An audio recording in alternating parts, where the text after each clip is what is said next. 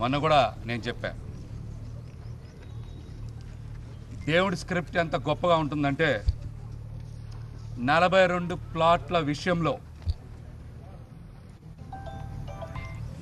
First additional sub కోర్టులో కోడిబోయిన లోకేశ్వర్ గారి పేరు మీద కేసు ఫైల్ చేస్తే కేసు నెంబర్ కూడా 42/2026 వచ్చింది. 42 ప్లాట్ల వాళ్ళకి కేసు నెంబర్ 42/2026 వచ్చింది. అన్ని చోట్ల కేసు పోయిందని చెప్తా ఉన్నారు. కోర్టు నిర్ణయాల విషయం అందరికీ తెలుసు. కానీ కింద సబ్ కోర్టులో ఈ రోజున కేసు రీఓపెన్ అయింది ఒక కోడిపోయిన లోకేశ్వర్ గారి పేరు మీద. అంటే ధర్మయుద్ధం మళ్ళీ మొదలైందని చెప్పడానికి ఆ కేసు వివరం గురించి చెప్పాం. అట్లాగనే కేసులో కూడా కోర్టుకి చాలా అంశాలని తెలియజేయకుండా మోసపూరితంగా పొందినటువంటి ఉత్తర్వులు ఏవి కూడా చెల్లవని చెప్పి దావా దాఖలు చేయడమైంది. కోర్టు కూడా కేసు తీసుకుంది. ఇవాళ ఒక్క కేసే దాఖలైందని చెప్తా ఉన్నారు. మొదట ఒకటే కదా అవుతుంది. 42 మంది ప్లాట్ ఓనర్లో మొదట ఒకటే అయ్యింది. వరుసగా కేసులన్నీ నమోదవుతాయి. కొంత టైం పడుతుంది, దానికి కూడా కొంత టైము పడుతుంది. ఖచ్చితంగా చాలా కేసులు పడేందుకు కూడా ప్రయత్నం చేస్తూ ఉన్నాం. 42 ప్లాట్ యజమానులు కూడా ఉమ్మడిగా చాలా బలంగా వాళ్ళు న్యాయం జరిగేంత వరకు నిలబడాలనేటువంటి కృత నిశ్చయంతో ఉన్నారు. ఈ అంశంలో ఖచ్చితంగా న్యాయం జరుగుతుందని మేమైతే భావిస్తా ఉన్నాం. చాలా ముఖ్యమైన విషయం ఏంటంటే, ఇప్పుడు ఏదైతే మనం ఇక్కడ నుంచొని ప్రెస్ మీట్ పెడతా ఉన్నామో, ఈ రోడ్డుని ఎస్కేటీ వెస్ట్ మెడోస్ వాళ్ళు కార్పొరేషన్కి రిజిస్టర్ చేశారు. ఈ ఆస్తిని ఇప్పుడు ఎక్కడైతే మనం ప్రెస్ మీట్ మాట్లాడుతున్నాం, ఈ రోడ్డుని ఎస్కేటీ వెస్ట్ మెడోస్ వాళ్ళు కార్పొరేషన్కి రిజిస్టర్ చేసి ఇచ్చారు. ఆస్తిని రిజిస్టర్ చేసి ఇచ్చినందుకే కదా ఈ అపార్ట్మెంట్స్ వాళ్ళు కూడా ప్లాన్ వచ్చింది. ఆ ప్లాన్ రావడానికి కారణం ఏంటంటే, ఇప్పుడు ఏదైతే 42 ప్లాట్లు ఉన్నాయో ఆ రోడ్డు కార్పొరేషన్ రోడ్ అని, అదే కార్పొరేషన్ రోడ్ అనే కదా ఇక్కడ ఈ అపార్ట్మెంట్కి పర్మిషన్ ఇచ్చారు. దానికి కూడా కారణం ఏంటంటే, 2015లో ప్లాట్ నెంబర్ 5 ఎల్ఆర్ఎస్ చేయించారు. లేఅవుట్ రెగ్యులైజేషన్ స్కీమ్ కింద ఎల్ఆర్ఎస్ చేయించారు. ఎల్ఆర్ఎస్ చేయించినప్పుడు ఈ రోడ్డు ఎస్కేటీ వెస్ట్ మెడోస్కి వచ్చే ఈ రోడ్డు కార్పొరేషన్ రోడ్ అని, పబ్లిక్ రోడ్ అని నిర్ధారించుకున్న తర్వాతనే ఈ పెద్ద అపార్ట్మెంట్కి అనుమతించారు. మరి ఈ ప్లాన్లో ఈ రోడ్డు కార్పొరేషన్ రోడ్డు అయినప్పుడు, ఈ రోడ్డు పబ్లిక్ రోడ్డు అయినప్పుడు, ఈ 2 రోడ్లు కూడా కార్పొరేషన్ రోడ్లు పబ్లిక్ రోడ్డు అవుతాయి కదా. ఎప్పుడైతే ఈ రోడ్డు పబ్లిక్ రోడ్డు అయిందో, కార్పొరేషన్ రోడ్డు అయిందో, ఈ 2 రోడ్లు కూడా ఏమవ్వాలి? కార్పొరేషన్ రోడ్స్ పబ్లిక్ రోడ్స్ అవ్వాలి కదా. మరి కార్పొరేషన్ వాళ్ళు ఎందుకు ఈ అంశం మీద అంత స్తబ్దుగా ఉన్నారు? మేము మున్సిపల్ కమిషనర్ గారిని కూడా కలిసాం. టౌన్ ప్లానింగ్ అధికారులు ఎందుకు అంత నిర్లక్ష్యంగా ఉన్నారు? మీ మీద ఎవరు ఒత్తిళ్లు పనిచేస్తూ ఉన్నాయి? ఎప్పుడైతే ఈ 2 కూడా కార్పొరేషన్ రోడ్లు అయినప్పుడు మీరు ఎందుకు ఈ 2 కార్పొరేషన్ రోడ్లని మీరు స్వాధీనం చేసుకోవడానికి ముందుకు రావట్లేదో మీరు సమాధానం చెప్పాలి. ఈ అంశం మీదనే కదా ఎస్కేటీ వాళ్ళు హైకోర్టుకి వెళ్తే హైకోర్టు కూడా ఉత్తర్వులు ఇచ్చింది, మధ్యంతర ఉత్తర్వులు జారీ చేసింది ఈ రోడ్డునే కొనసాగించాలని. మరి అప్పుడు ఈ 2 రోడ్లు కూడా ఏమవ్వాలి? కొనసాగించాలి కదా 2 రోడ్లు కూడా. ఈ విషయం మీద మా సింగనంశెట్టి రాము గుప్తా కార్పొరేషన్లో ఫిర్యాదు చేశారు. ఈ పబ్లిక్ రోడ్స్గానే ఉండాలంటే ఒక 15 రోజుల కిందట అధికారులు వచ్చారు, చూసి ఈ అంశం హైకోర్టులో ఉంది కాబట్టి ఖచ్చితంగా థర్డ్ పార్టీ ఎవరన్నా సరే ఆక్యుపై చేస్తే మేము చర్యలు తీసుకుంటామని లిఖితపూర్వకంగా సమాధానం ఇచ్చారు. మరి ఇప్పుడు ఇక్కడ వర్క్ జరుగుతూ ఉంది. మరి టౌన్ ప్లానింగ్ అధికారులు కానీ మున్సిపల్ కమిషనర్ గారు కానీ ఎందుకు స్పందించట్లేదని మేమైతే సూటిగా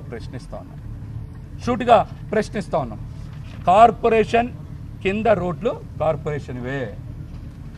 కార్పొరేషన్ ఖచ్చితంగా ఈ 2 రోడ్లను కూడా స్వాధీనం చేసుకోవాలి. దీంతోపాటు మరొక ముఖ్యమైన విషయం ఏంటంటే మెయిన్ రోడ్డు మీద ఆ రోడ్డు ఏదైతే ప్రధానమైన రోడ్డు ఉందో ఆ రోడ్డు వైడనింగ్ అప్పుడు ఈ 42 ప్లాట్ల యజమానులో ఒకరికి కోడిపోయిన లోకేశ్వరి గారికి కార్పొరేషన్కి స్థలం రాసి ఇచ్చారు. మెయిన్ రోడ్డు మీద ఒక బిట్ రోడ్డు వైండింగ్ చేశారు. మెయిన్ రోడ్డు వైండింగ్ చేసినప్పుడు కోడిపోయిన లోకేశ్వరి గారు కార్పొరేషన్కి ఈ రోడ్డు వైండింగ్ ద్వారా మీరు భూమి తీసుకోవచ్చని రిజిస్టర్డ్గా రాసిస్తే కార్పొరేషన్ కూడా వాళ్ళకి ఏమిచ్చింది, కాంపెన్సేషన్ చెల్లించి వాళ్ళకు కూడా బాండ్స్ ఇచ్చారు. అధికారికంగా బాండ్స్ ఇచ్చారు. మరి కార్పొరేషన్ రోడ్డు వైండింగ్ అప్పుడు 42 ప్లాట్ల యజమానుల్లో కోడిపోయిన లోకేశ్వర్ గారికి రోడ్డు వైండింగ్ బాండ్స్ ఇచ్చినప్పుడు ఈ ప్లాట్ల లోపల ఉండేటువంటి రోడ్లు కూడా కార్పొరేషన్ రోడ్లే కాబట్టి ఖచ్చితంగా కార్పొరేషన్ వారు ఈ అంశంలో మేము రామా కోఆపరేటివ్ సొసైటీకి కోర్టుల ద్వారా వచ్చిన అంశాల గురించి మేము అక్కడ మాట్లాడట్లా. కోర్టు ఉత్తర్వులు ఇచ్చింది, వారు గెలిచారు. ఆ అంశంలో కోర్టులు నిర్ధారిస్తాయి. మళ్ళీ కేసు ఓపెన్ అయింది కాబట్టి తదుపరి ఏం జరుగుతుందని కోర్టులు నిర్ధారిస్తాయి. కానీ కార్పొరేషన్ ఎందుకు మౌనంగా ఉంటుందనేదే మా సూటి ప్రశ్న. మీరు ఎవరి ఒత్తిళ్లకి తలొగ్గి పబ్లిక్ రోడ్స్ 25 సంవత్సరాల కింద ఉన్నటువంటి రోడ్స్ను కూడా ఎందుకు స్వాధీనం చేసుకోవట్లేదు అనేదే మా ప్రధానమైన ప్రశ్న. కమిషనర్ గారు కానీ టౌన్ ప్లానింగ్ అధికారులు కానీ దీని మీద తప్పనిసరిగా చర్యలు తీసుకోవాలని మేమైతే డిమాండ్ చేస్తూ ఉన్నాం. అట్లాగనే చూడండి, ఎస్కేటి వెస్ట్ మీడియాస్కి వచ్చే దారికి ఆ మెయిన్ రోడ్కి కార్పొరేషన్ టెండర్లు పిలిచింది, రోడ్ వేయడానికి కూడా శాంక్షన్ చేశారు, కౌన్సిల్లో పెట్టారు. పబ్లిక్ రోడ్ కాకపోతే ఎవరైనా సరే టెండర్ పిలుస్తారా? పబ్లిక్ రోడ్ కాకపోతే ఎవరన్నా బడ్జెట్ శాంక్షన్ చేస్తారా? పబ్లిక్ రోడ్ కాకపోతే ఎవరన్నా కౌన్సిల్లో ఆమోదం తెలుపుతారా? దీనికి కూడా టౌన్ ప్లానింగ్ అధికారులు కమిషనర్ గారు కూడా సమాధానం చెప్పాలి. ఖచ్చితంగా ఇవి ముమ్మాటికి ఈ రోడ్లన్నీ కూడా పబ్లిక్ రోడ్సే, కార్పొరేషన్కి చెందిన ఆస్తి అని కూడా మేము వారు ఇచ్చినటువంటి అధికారిక ఉత్తర్వుల ద్వారా మేము తెలియజేస్తున్నాం. కానీ కార్పొరేషన్ అధికారులు ముందుగా కదలాలని కూడా మేము వారికి విజ్ఞప్తి చేస్తాం. ముఖ్యంగా మా డిమాండ్ ఏంటంటే, మీరు చూశారు లక్ష్మీరామ కోఆపరేటివ్ సొసైటీలో ఫౌండర్ మెంబర్స్కి మధ్యలో ఉన్న మెంబర్స్కి చాలా వ్యత్యాసం ఉంది. స్థలం ఫౌండర్ మెంబర్స్ వీళ్ళు కొనుక్కుంటే మధ్యలో వచ్చిన మెంబర్స్ ఎలా తీసుకుంటారు? వర్రే ఆదిశేషు గారు ఫౌండర్, కొన్నది ఆయన, వాళ్ళ అబ్బాయి దుర్గాప్రసాద్ గారు, వర్రే దుర్గాప్రసాద్ గారు, వెంకట దుర్గాప్రసాద్ గారు. మరి ఆదిశేషు గారికి ఈ సంస్థను స్థాపించి ఈ ఆస్తిని కొనుగోలు చేస్తే మరి ఫౌండర్ మెంబర్స్ లేకుండా మధ్యలో మిగతా సభ్యులు ఎలా వస్తారు? మరి వీళ్ళందరూ కూడా ఒక కంప్లైంట్ పెట్టారు, చలమయ్య గారు వీళ్ళందరూ కూడా పెడితే అప్పుడు ఉండేటువంటి అధికారి సుమలత గారు కూడా వీళ్ళందరినీ మెంబర్స్ కింద తీసుకోవాలి అని, వీళ్ళందరినీ కూడా మెంబర్స్ కింద తీసుకోవాలని ఎంక్వైరీ చేసిన తర్వాత పెడితే, ఎంక్వైరీ రిపోర్ట్ కూడా ఉంది చూపించారు కదా మీరు. ఎంక్వైరీ రిపోర్ట్ కూడా ఉన్న తర్వాత ఎందుకు అధికారులు స్పందించట్లేదని మేము సూటిగా ప్రశ్నిస్తా ఉన్నాం. సొసైటీ మీద ఇప్పటి వరకు సొసైటీ సభ్యుల మధ్య జరిగినటువంటి అనేక అంశాల మీద ఎక్కడ ఎంక్వైరీ జరగల. మేము అందుకనే సుజనా చౌదరి గారిని మానవత్వంతో స్పందించమని ప్రాధేయపడతా ఉన్నాం. మీరు ఒక్కసారి దృష్టి సారించి ఈ సుమలత గారు ఇచ్చినటువంటి ఎంక్వైరీ రిపోర్ట్ మీద తిరిగి విచారణ చేయించాలి. అసలు సభ్యులందరూ కూడా మీడియా ముందుకు వచ్చి మాట్లాడుతూ ఉన్నారు కదా, ఈ అసలు సభ్యుల్ని తిరిగి మీరు సొసైటీలో చేర్చుకోవాలి, తిరిగి సొసైటీలో చేర్చుకోవాలి. అప్పుడు సొసైటీ ఎవరిది, ఈ సొసైటీకి సంబంధించిన భూమి ఎవరికి రావాలి అనేది ఆ తర్వాత చర్చ చేద్దాం, ఆ తర్వాత మాట్లాడదాం. ఇవాళ మీకు ఇంకొక ఉదాహరణ కూడా చెప్పాలి. దుర్గా కోఆపరేటివ్ బ్యాంకులో చాలామంది కొన్ని వందల వేల మంది సభ్యత్వాల్ని నమోదు చేస్తే అక్కడ ఆ సభ్యత్వాన్ని తొలగించడానికి కమిషన్ వేశారు, కమిటీ వేశారు, విచారణ చేశారు, కానీ సభ్యుల్ని తొలగించలేకపోయారు. అక్కడ మరి కోఆపరేటివ్ సొసైటీ కదా అది కూడా, అక్కడ కూడా సొసైటీలో సభ్యుల్ని తొలగించలేకపోయారు. మరి ఇక్కడ ఇదే కోఆపరేటివ్ సొసైటీలో అంత సునాయాసంగా సభ్యుల్ని ఎలా తొలగించారని మేము కోఆపరేటివ్ ఆఫీసర్ గారిని సూటిగా ప్రశ్నిస్తాను. తిరిగి సుజనా చౌదరి గారికి ఒకటే అభ్యర్థన, మీరు ఈ కోఆపరేటివ్ సొసైటీ మీద విచారణ చెయ్యాలి. ఒరిజినల్ సభ్యుల్ని వీళ్ళందరినీ కూడా తిరిగి సొసైటీలోకి తీసుకోవాలి. వాళ్ళు అప్పుడు నిర్ధారణ చేస్తారు ఏం చేయాలనేది, ఫర్దర్గా నిర్ధారణ చేస్తారు, ఎవరికి న్యాయం చేయాలి, ఎవరికి మంచి చేయాలనేది నిర్ధారణ చేస్తారు. కాబట్టి ఆ పని కూడా చేయాలని సుజనా చౌదరి గారు కూడా విజ్ఞప్తి చేస్తాను. ఇంకొక ముఖ్యమైన విషయం ఏంటంటే చాలామంది మాట్లాడుతూ ఉన్నారు, హైకోర్టులో ఓడిపోయారు, సుప్రీంకోర్టులో ఓడిపోయారు, ఎస్ఎల్పి పోయింది, అన్నీ పోయిన తర్వాతే కదా ఇప్పుడు లోయర్ కోర్టులో కేసు ఓపెన్ అయింది. కాబట్టి ఖచ్చితంగా రాబోయే రోజుల్లో ఎక్కువ కేసులు నమోదు అవుతాయి. ఖచ్చితంగా ఈ న్యాయ పోరాటాన్ని కొనసాగిస్తాం. ఈ కొనసాగించే సమయంలో కొంతమంది ఇష్టానుసారం మాట్లాడుతూ ఉన్నారు, కేసులు పెడతాం, ప్రైవేట్ కేసులు వేస్తాం, అవి వేస్తాం, ఇవి వేస్తామని. కేసులు మాకేమైనా కొత్త? ప్రజా పోరాటంలో అనేక కేసులు పెట్టించుకున్నాం ప్రజల కోసం, న్యాయం కోసం అనేక ఇబ్బందులు పడ్డాం. కేసులు మా ఎంట్రుకతో సమానం. అట్లాంటి వాళ్ళు చెప్పే మాటలకి ఏంటి, అట్లాంటి మాటలు మాట్లాడే వాళ్ళకి ఒకటే చెప్తున్నా, కేసులు నా ఎంట్రుకతో సమానం. న్యాయం కోసం నిలబడతాం, ఎంతవరకైనా పోరాటం చేస్తామని కూడా ఈ సందర్భంగా తెలియజేస్తాం. ముఖ్యంగా 42 ప్లాట్ల విషయంలో అత్యంత వేగంగా స్పందించి వీళ్ళ తరపున బలంగా పోరాడినటువంటి వ్యక్తి ఎవరైనా ఉన్నారంటే ఈ రాష్ట్రంలో అది వైఎస్ జగన్మోహన్ రెడ్డి గారు. ఆయనకి తెలవంగానే, మేమందరం వెళ్ళి కలవంగానే ఖచ్చితంగా వీళ్ళ తరపున నిలబడతాం, పోరాడతామని చెప్పారు.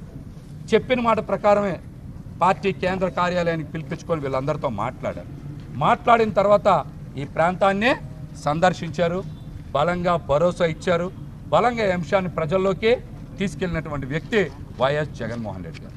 కాబట్టి రాబోయే రోజుల్లో కూడా వైఎస్ జగన్మోహన్ రెడ్డి గారు ఖచ్చితంగా ఈ ప్లాట్ల విషయంలో చాలా బలంగా నిలబడ్డారు. వీళ్ళకి న్యాయం జరిగేలాగా మరింత బలంగా కృషి చేయాలని కూడా వారిని కూడా మనస్ఫూర్తిగా కోరుకుంటూ, ఖచ్చితంగా ఈ అంశంలో ప్రభుత్వ అధికారుల్ని, ప్రభుత్వ పెద్దల్ని కూడా కలుస్తాం.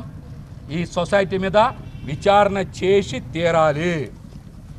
అసలు సభ్యులెవరో, నకిలీ సభ్యులెవరో తేలాలి. అదేవిధంగా కోర్టుల్ని మభ్యపెట్టి పొందినటువంటి ఉత్తర్వులు ఏవి కూడా, తద్వారా పొందినటువంటి ప్రయోజనాలు కూడా చెల్లవని మేము కోర్టుల్లో పోరాటం ప్రారంభించాం. ఖచ్చితంగా గెలుస్తాం, న్యాయం జరుగుతుంది అనేటువంటి నమ్మకం మాకైతే ఉందని కూడా ఈ సందర్భంగా తెలియజేస్తాం.